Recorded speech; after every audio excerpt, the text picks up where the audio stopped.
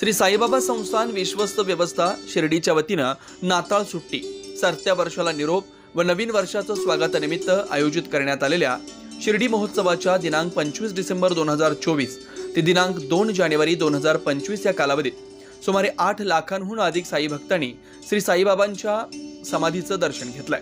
तर या कालावधीत सुमारे 16.61 कोटी रुपये देणगी प्राप्त झाली असल्याची माहिती संस्थानचे मुख्य कार्यकारी अधिकारी गोरक्ष गाडीलकर यांनी दिली।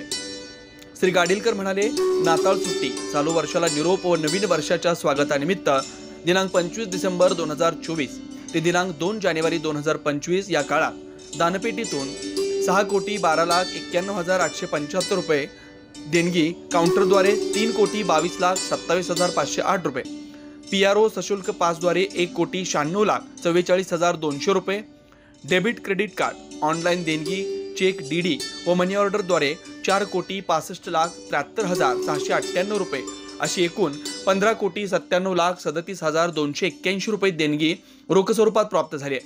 तसेच सोने 809.220 ग्रॅम रुपये 54,49,686 व चांदी 14 किलो 398 ग्रॅम रुपये 9,93,895 देणगी प्राप्त झालेले। अशा प्रकारे विविध माध्यमातून एकूण 16,61,80,862 रुपये देणगी संस्थानला प्राप्त झाली आहे।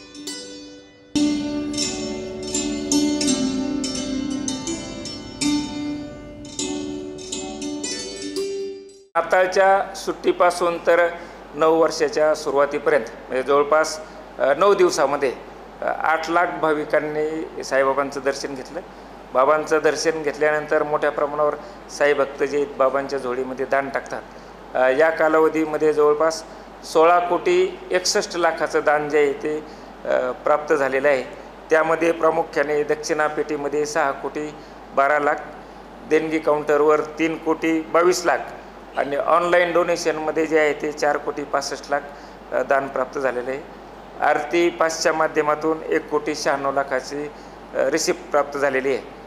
याच कालावधीमध्ये एक सोन्याचा हार 203 ग्रॅम वजनाचा, एक सोन्याचा मुकुट 200 ग्रॅम वजनाचा, असं एकूण 800 ग्रॅमचं सोनं प्राप्त झालेलं आहे आणि 14 किलोची चांदी प्राप्त झालेली आहे। मध्ये जवळपास 8 लाख भाविकांनी साईबाबांचं दर्शन घेतलं आणि त्यापैकी जवळपास 6 लाख भाविकांनी जो आहे तो प्रसादालयामध्ये जाऊन प्रसादाचा लाभ घेतलेला आहे।